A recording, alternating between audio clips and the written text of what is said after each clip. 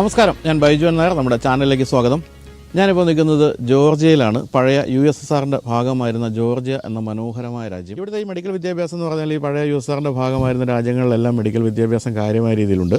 ഇപ്പോൾ നമ്മൾ ഉക്രൈനിലൊക്കെ പ്രശ്നമുണ്ടായപ്പോൾ ഏറ്റവും അധികം മലയാളി കുട്ടികളൊക്കെ ഉണ്ടായിരുന്നു നിങ്ങൾക്കറിയാം. അപ്പോൾ അങ്ങനെയുള്ള സമയത്ത് എന്തുകൊണ്ടാണ് ഇവിടെയൊക്കെ വന്ന് പഠിക്കുന്നത് എന്നുള്ള അന്വേഷണം എനിക്കും ഒന്ന് അന്വേഷിക്കണം തോന്നി. തന്നെയുമല്ല, ഇത്തരം രംഗങ്ങളിലൊക്കെ ധാരാളം തട്ടിപ്പുകളൊക്കെ നടക്കുന്നൊരു കാലമാണ്. അതുകൊണ്ട് തന്നെ നമ്മുടെ കുട്ടികൾ എത്ര സേഫായിട്ടാണ് ഇത്തരം രാജ്യങ്ങളിൽ പോയി പഠിക്കുന്നത്, എങ്ങനെയാണ് അവിടുത്തെ സുരക്ഷിതത്വം, എങ്ങനെയുണ്ട് അവിടുത്തെ വിദ്യാഭ്യാസം, അവിടെ വിദ്യാഭ്യാസം കഴിഞ്ഞാൽ നമ്മുടെ നാട്ടിൽ വന്നാൽ ഡോക്ടറായി തന്നെയാണോ എത്തുന്നത്, അത്തരം പല കാര്യങ്ങളും നിങ്ങളെപ്പോലെ തന്നെ എനിക്കോട് ചോദിക്കാൻ പറ്റും. ടോവിൻ, നമസ്കാരം. നമസ്കാരം. ഇൻസൈറ്റ് എന്നാണ് ഏജൻസിയുടെ പേര് അല്ലേ? കുറേ കാര്യങ്ങൾ ചോദിക്കാനുള്ളത് 3-4 കാര്യങ്ങൾ ഞാൻ പറയാം. 1, how safe is the country. 2, പെൺകുട്ടികളൊക്കെ വരികയാണെങ്കിൽ എങ്ങനെയാണ് സേഫായിട്ട് താമസിക്കുന്നുണ്ടോ. 3, ഇവിടുത്തെ വിദ്യാഭ്യാസം കഴിഞ്ഞാൽ ഇന്ത്യയിൽ ജോലി സാധ്യത അല്ലെങ്കിൽ ലോകത്തിൻ്റെ മറ്റ് എല്ലാ ഭാഗങ്ങളിലുള്ള ജോലി സാധ്യത എന്താണ്. 4, ഇന്ത്യയിലെ മെഡിക്കൽ വിദ്യാഭ്യാസം ഇതുമായിട്ടുള്ള എന്തെങ്കിലും വ്യത്യാസങ്ങൾ കാര്യമായിട്ടുണ്ടോ. പിന്നെ ഇവിടുത്തെ സർട്ടിഫിക്കറ്റ് എത്രത്തോളം വാലിഡ് ആണ്. അങ്ങനെ കുറേ കാര്യങ്ങൾ. ഒരുപാട് പേരൻസ് ഇത് തന്നെയാണ് നമ്മുടെ അടുത്ത് ചോദിക്കുന്നത്. പിന്നെ എത്രയാണ് എൻ്റെ ഫീ, അതുപോലെ ഇവിടുത്തെ ഒരു ലിവിങ് കോസ്റ്റ്, അങ്ങനെ പല കാര്യങ്ങളും അറിയാനുണ്ട്. അതുപോലെ ഇവിടെ വരുമ്പോൾ നമ്മൾ ഈ നീറ്റ് പഠിച്ചിട്ടാണല്ലോ അവിടേക്ക് MBBS കിട്ടുന്നത്. അതെ, ഇവിടെ നീറ്റ് പഠിച്ചാലേ വരാൻ പറ്റുള്ളൂ. നീറ്റ് മാൻഡറ്ററി ആണ്, കാരണം അത് ഇന്ത്യൻ സിസ്റ്റത്തിന് വേണ്ടിയുള്ളതാണ്. നീറ്റ് ഇല്ലാതെ വരുന്ന കുട്ടികളും ഉണ്ട്, പക്ഷെ നമ്മൾ സ്ട്രിക്റ്റ് ആയിട്ട് തന്നെ പറയാറുണ്ട് നീറ്റ് ഇല്ലാതെ വെളിയിൽ പറ്റത്തില്ല എന്ന് നമ്മൾ പറയാറുണ്ട്. അതുപോലെ ഞാൻ അവിടെ കണ്ട മറ്റു കാര്യം, ഇപ്പോൾ ക്ലാസ് റൂമുകളിലൊക്കെ ചെന്നപ്പോൾ ആകെ കുറച്ച് കുട്ടികളുള്ളൂ. ഓരോ ഒരു 10-15-16 പേരൊക്കെ അങ്ങനെയുള്ള പല ക്ലാസ് റൂംസ് ആണ്. അതും നാട്ടില് കുട്ടികള് പാരന്റ്സ് ചോദിക്കുന്ന ഒരു ഇതാണ്. നമ്മളോട് ചോദിക്കും ഒരു ക്ലാസ് റൂമിൽ എത്ര പേര്, നമ്മൾ പറയും മാക്സിമം സ്ട്രെങ്ത് 18 എന്നാണ് പറയുന്നത്. അത് യൂഷ്വലി 15 to 18. അപ്പോൾ അവർ പറയും അത്രേ ഉള്ളൂ. അപ്പം നമ്മൾ പറയും അങ്ങനെയല്ല, നമുക്കൊരു വർഷം നിയർ ടു 50 ക്ലാസ്സസ് വരെ ഗ്രൂപ്പ്സ് കാണും. അത് നമ്മൾ എന്തിനാ ചെയ്യുന്നതെന്ന് പറഞ്ഞു കഴിഞ്ഞാൽ correct attention each and every സ്റ്റുഡൻറ്റിന് കൊടുക്കാൻ വേണ്ടിയാണ്. കാരണം ഇപ്പോൾ ഉദാഹരണത്തിന് നാട്ടിലാണെങ്കിൽ ഒരു ക്ലാസ് റൂമിൽ 40 പേര് 50 പേര് കാണും. നമ്മളൊരു അനാറ്റമി ക്ലാസ് പോവുകയാണെങ്കിൽ നമ്മൾ ഡൈസെക്ഷൻ റൂമിൽ പോകുന്നു, നമ്മൾ ബോഡി അല്ലെങ്കിൽ എന്തെങ്കിലും ബോൺസോ ഇതൊക്കെ അല്ലെങ്കിൽ ബോഡിയിൽ തന്നെ നിൽക്കുവാന്ന് വെച്ചോളൂ. ഏറ്റവും ബ്രൈറ്റ് ആയിട്ടുള്ള സ്റ്റുഡൻസ് അല്ലെങ്കിൽ ഒരു 4 പേര് നിന്ന് കഴിയുമ്പോഴും ഡോക്ടറും കൂടെ നിന്ന് കഴിയുമ്പോഴത്തേക്ക് റൂം അത് ബോഡിയുടെ അവിടെ ഫില്ലായി. ബാക്കി 35 പിള്ളേരും പുറയിൽ നിൽക്കണം. അപ്പോൾ ഇവിടെ അങ്ങനെയല്ല, ഇവിടെ ഡൈസെക്ഷൻ റൂംസും കാര്യങ്ങളും ഈസിലി ആക്സസിബിളും ആണ്. ഒരാൾക്ക് അറ്റ് എനി ടൈം നമുക്ക് 3 മാനിക്വിൻസും എല്ലാ കാര്യങ്ങളും ഇവിടെ ജോർജിയയിൽ കാണും. ജോർജിയയിൽ 3 മാനിക്വിൻസും എല്ലാം അല്ലേ അത്യാവശ്യം ഞാൻ കണ്ടിടത്തോളം അത്യാവശ്യം എല്ലാ പാർട്സും കാര്യങ്ങളും എല്ലാം കാണാറുണ്ട്. അപ്പോൾ അതുപോലെ മീഡിയം ഓഫ് എഡ്യൂക്കേഷൻ എന്ന് പറയുന്നത് ഇംഗ്ലീഷ് ആണോ? അത് NMCന്റെ പുതിയ ഗൈഡ് ലൈൻസ് അനുസരിച്ച് മാൻഡറ്ററി ആയിട്ട് medium of instruction should be in English.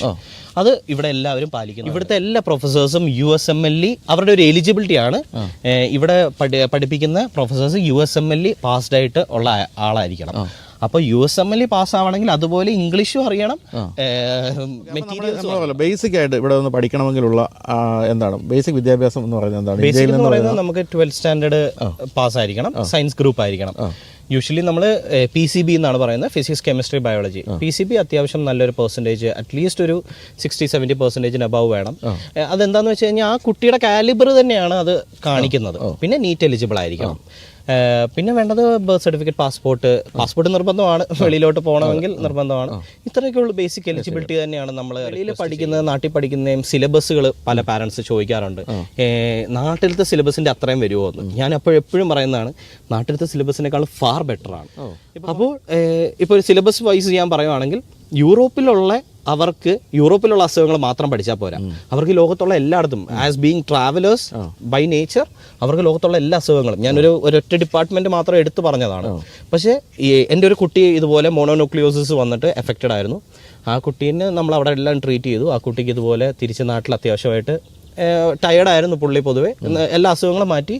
അപ്പോൾ പുള്ളിക്ക് ഫാമിലിയെ കാണണമെന്നൊക്കെ പറഞ്ഞ് പുള്ളി വന്നു. നാട്ടിലെ ഒരു ഹോസ്പിറ്റലിൽ ചെന്നു. അവർക്ക് മോണോന്യൂക്ലിയോസിസ് എന്താണെന്ന് അറിഞ്ഞുകൂടാ. അപ്പോൾ നമ്മൾ ചോദിച്ചപ്പോഴത്തേക്ക് പുള്ളി പറഞ്ഞത്, അതിന് ഡോക്ടർ പറഞ്ഞതെന്ന് പറഞ്ഞാൽ നമുക്കിത് ആക്ച്വലി ഇവിടെ ഇന്ത്യയിൽ കാണുന്ന കേസുകളല്ല, അതുകൊണ്ട് നമുക്ക് കോൺസെൻട്രേറ്റ് ചെയ്യേണ്ടിയായിട്ട് വരുന്നില്ല. അപ്പോൾ നമ്മളിത് ചിന്തിച്ചപ്പോഴാണ് ഞാൻ പാരസൈറ്റോളജിൻ്റെ ഡീനുണ്ട്, പുള്ളിക്കാരത്തി എൻ്റെ പ്രൊഫസറായിരുന്നു, എൻ്റെ ഡോക്ടറായിരുന്നു, പുള്ളി അവിടുത്തെ യൂണിവേഴ്സിറ്റി ഡീനും കൂടെ. പുള്ളിക്കാരത്തോട് ചോദിച്ചപ്പോൾ പുള്ളിക്കാരത്തി പറഞ്ഞാണ് നമുക്ക് പക്ഷേ അങ്ങനെയല്ല, നമുക്ക് ലോകത്തുള്ള എല്ലാ അസുഖങ്ങളും നമുക്ക് പഠിക്കേണ്ടതായിട്ട് വരും. ഇന്റർനാഷണൽ എക്സ്പോഷർ അതാണ് ഒരു ഇൻ എ വെരി ഷോർട്ട് ക്യാപ്സ്യൂളിൽ ഞാൻ പറഞ്ഞതേ ഉള്ളൂ. പക്ഷേ ഇൻ ഈച്ച് ഡിപ്പാർട്ട്മെൻറ്റ് ഇതിൻ്റെ വേരിയേഷൻസ് ഉണ്ട്. പിന്നെ നമ്മൾ ഫോളോ ചെയ്യുന്നതെല്ലാം ECS ആണ്, യൂറോപ്യൻ ക്രെഡിറ്റ് സിസ്റ്റംസ് ആണ്. അതിൻ്റെയൊക്കെ എന്താ പറയുക, അതിൻ്റെ എല്ലാം ബെനിഫിറ്റ്സ് സ്റ്റുഡൻസിന് തന്നെയാണ് ഓൺ ദ ലോങ് കൂടി. ഇപ്പോൾ ഇത്രയും രാജ്യങ്ങളിൽ ഇത്രയും യൂണിവേഴ്സിറ്റികൾ കണ്ടു, ഒരു ഒറ്റ വാചകത്തിൽ പറഞ്ഞാൽ എന്തുകൊണ്ട് ജോർജിയയിൽ പഠിക്കണം? Georgia is a leading destination right now. നമുക്ക് ധൈര്യമായിട്ട് സ്റ്റുഡൻസിനോട് നമുക്ക് റെഫർ ചെയ്യാം. പിന്നെ കറക്റ്റ് ഗൈഡൻസ് കൊടുക്കണം എന്ന് നിർബന്ധം വെച്ച് കഴിഞ്ഞാൽ നമുക്ക് ഏറ്റവും നല്ലതായിട്ട് ക്വാളിറ്റി. കാരണം പാരൻസ് മിസ്ഗൈഡഡ് ആണ്, usually most of the time misguided ആണ്. കറക്റ്റായിട്ട് ഗൈഡ് ചെയ്ത് കഴിഞ്ഞാൽ അവർ കറക്റ്റായിട്ട് യൂണിവേഴ്സിറ്റിയിലേക്ക് വന്നാൽ Georgia is A perfect destination. It's A leading destination. അതാണ് ഒരു വൺ സെന്റൻസ്. ഇവിടുത്തെ ഈ ഇൻടേക്ക് ഒക്കെ ഏതൊക്കെ മാസങ്ങളിലാണ്? നമുക്ക് ഇയർലി 2 ഇൻടേക്ക് ആണ് വരുന്നത്. ഒന്ന് സെപ്റ്റംബറിൽ, ഇപ്പോൾ ഈ ഫാൾ ഇൻടേക്ക് എന്ന് പറയുന്നത് സെപ്റ്റംബറിലാണ് നമുക്ക് ഇൻടേക്ക് വരുന്നത്. ക്ലാസ് സ്റ്റാർട്ട് ചെയ്യുന്നത് ഒക്ടോബറിലായിരിക്കും. ഡിപ്പെൻസ് ഓൺ യൂണിവേഴ്സിറ്റി, ചെറിയ ഡിഫറൻസസ് ഒക്കെ ഉണ്ടായിരിക്കും. പിന്നെ അടുത്തത് വിന്റർ സെക്ഷനാണ് വരുന്നത്. വിന്റർ സെക്ഷൻ എന്ന് പറയുന്നത് നമുക്ക് മാർച്ചിൽ ഇൻടേക്ക് വരുന്നത്. ക്ലാസ് ഒരു ഏപ്രിലൊക്കെ ആകുമ്പോഴേക്കും ക്ലാസ് സ്റ്റാർട്ട് ചെയ്യും. നീറ്റ് എക്സാം എഴുതിയത് 21 ലക്ഷത്തോളം ആൾക്കാരാണ് ഇന്ത്യയിൽ നിന്ന് എഴുതിയത്. അതിൽ നിന്ന് നമുക്ക് ആ കിട്ടുന്ന സീറ്റ് എന്ന് പറയുന്നത് നിയർ ബൈ 1.5 മാത്രമാണ് ഇന്ത്യയിൽ കിട്ടുന്നതെന്ന് പറയുന്നത്. അത് തന്നെ ഒരു 450 നീറ്റിന് പോയിന്റ് കവർ ചെയ്തവർക്കാണ് ഗവൺമെന്റ് സീറ്റ് കിട്ടുകയും കാര്യങ്ങളും ചെയ്യുന്നത്. അപ്പം അതേ ചെലവിൽ തന്നെ, അതല്ല അതിനേക്കാളും ചെലവ് കുറഞ്ഞും അതും ഇന്റർനാഷണൽ സ്റ്റാൻഡേർഡിൽ ഇവിടെ പഠിക്കുക എന്ന് പറയുന്നത് ഒരു വലിയ കാര്യം തന്നെയാണ്.